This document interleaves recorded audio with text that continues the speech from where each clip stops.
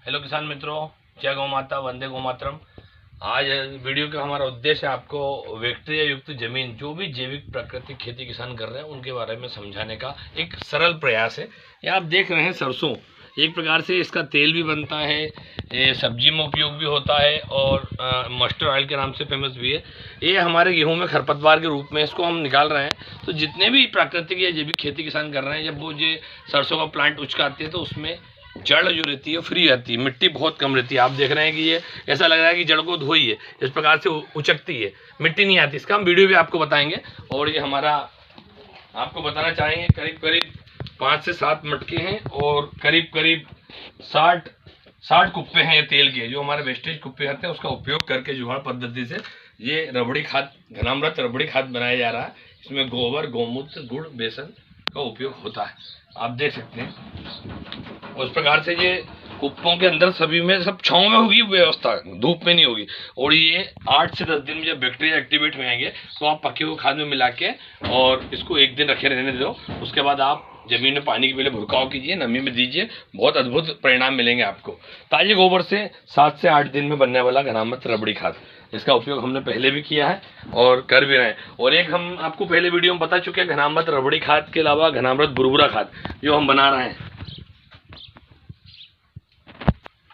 Hello किसान मित्रों, आज हमने हमारा जो प्लांट है उसमें अभी जो नाली चल रही है, इसमें अमृत पानी जो बनता है गोबर, गौमूत्र, गुड़, बेसन से, वो चलाया है। ये पानी आप देख रहे हैं मटमेला चल रहा है, उसको इसमें बहाया है ताकि व्यक्ति एक्टिवेट हो। और ये हमारा घनामृत खाद जो बनता है, रबड़ी वाला नहीं, बुरबुरा खाद, करीब करीब 15 से 25 दिन के अंदर बनता है। वो खाद हमने इसमें डाला है। बैक्टीरिया युक्त खाद था, नमी चाहिए थी, तो नमी के लिए हमने इस गुलाब में और हमारे गिलकी के रोपों में और हमारी दूसरी कलियाँ हैं, नींबू हैं, सागौन, इनमें डाला है और सब पानी दे रहे हैं। और ये आम का रोपा है हमारा, तो ये एक्टिवेट हो रहा है। इसमें ये खाद पूरे बैक्टीरिया इसके अंदर चले जाएंगे ज़मीन के अंदर और उसको सुपाच्य स्थिति में पूरा पोषण देंगे।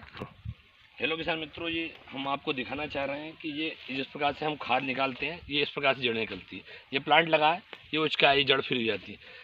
यहाँ भी हमारे प्राकृतिक खेती करने वाले किसान हैं, उसमें आप जो प्लांट में गाजर घास या कच्चा जो भी अवशेष निकालते हैं तो जड़ फ्री हो जाती है। ये जड़ ऐसा फ्री हो जाती है। ये इसकी पहचान है कि आपकी ज़मीन में बैक्टीरिया एक्टिव है। अब इसका हम जो हमारा कचरा है, इसका उपयोग हम हमारे पशुधन, गाय माता, उनके चारे के रूप में उपयोग करते हैं। आप देख रहे हैं, नमी ज़्यादा रहेगी तो मिट्टी चिपकेगी, नमी की कमी लिमिट रही तो बिल्कुल मिट्टी से साफ हो जाएगी, जड़ क्लीन दिखेंगे आपको। ये पहचान है, मतलब ये ऐसा जो भी जैविक प्राकृतिक खेती किसान कर रहे हैं उनके खेत में पहचान मिलेगी। आप देख रहे हैं, आपके सामने यूज कर रहा हूँ। जो भी प्राकृतिक खेती करने वाले किसान हैं उनके पहचान मिलेगी, बैक्टीरिया एक्टिवेट।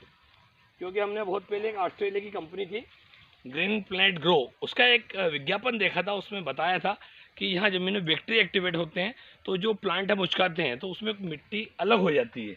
तो हम प्राकृतिक रूप से खेती करने वाले सभी किसान जिनकी ज़मीन में बैक्टीरिया और खाद का उपयोग होता है, घनामृत खाद, जीवामृत जो भी उपयोग कर रहे हैं या गोबर खाद का उपयोग कर रहे हैं, तो उसमें बैक्टीरिया एक्टिवेट रहते हैं तो पूरा कचरा उचक जाता है।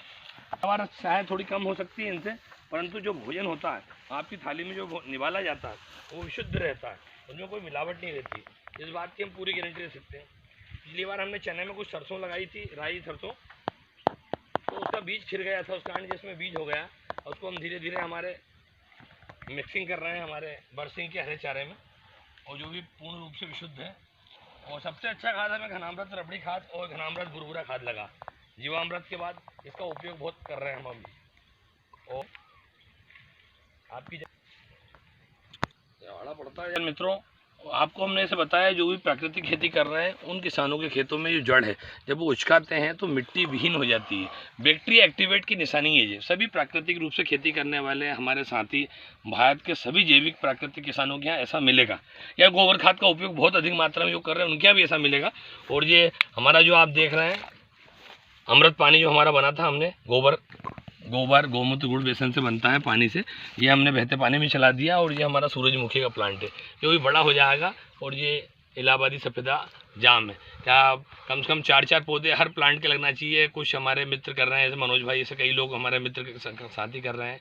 एक हमारे मित्र हैं दिल्ली के प्रदीप जी पांडे, उनने भी अपने परिवार के लिए सभी प्रकार के फ्रूट्स लगाए हैं। उस योजना के तहत 2-2 प्लांट सभी फ्रूट के लगाएं। और बैक्टीरियाओं का सबसे ज़्यादा प्रभाव ऑर्गेनिक की प्राकृतिक खेती में होता है। और बैक्टीरियाओं का भोजन हरा खाद या गोबर है, या घनामृत खाद है, या जीवामृत खाद है। तो वो बैक्टीरिया का भोजन की व्यवस्था भी आपको करना पड़ेगी, क्योंकि जो प्राकृतिक खेती हम बोलते हैं, तो प्रकृति में भी जो प्लांट होते हैं, प्रकृति के जो प्लांट होते हैं, उन प्लांटों में भी आपने देखा है कि जो प्लांट, जो पौधा रहता है या वृक्ष रहता है, उसका जो कचरा, पत्ते सूखे, डंठल, फूल, फल जो गिरते हैं, वो ज़मीन में डिकम्पोस्ट होते हैं। वो डिकम्पोस्ट होने के बाद उसी वृक्ष को पोषण देते हैं। इसलिए आप ये नहीं बोल सकते कि हम कुछ भी नहीं देंगे और पैदा होता रहेगा। आपको हरे अवशेष या गोबर की व्यवस्था प्रकृति को देनी पड़ेगी, जब भी आपको रिटर्न कर पाएगी। इधर से आपको उसको कुछ भी पोषण देना पड़ेगा। वंदे गो मातरम। मोनीश बादल, मोहित बादल, जैविक खेती, गोलापुरा, हरदा।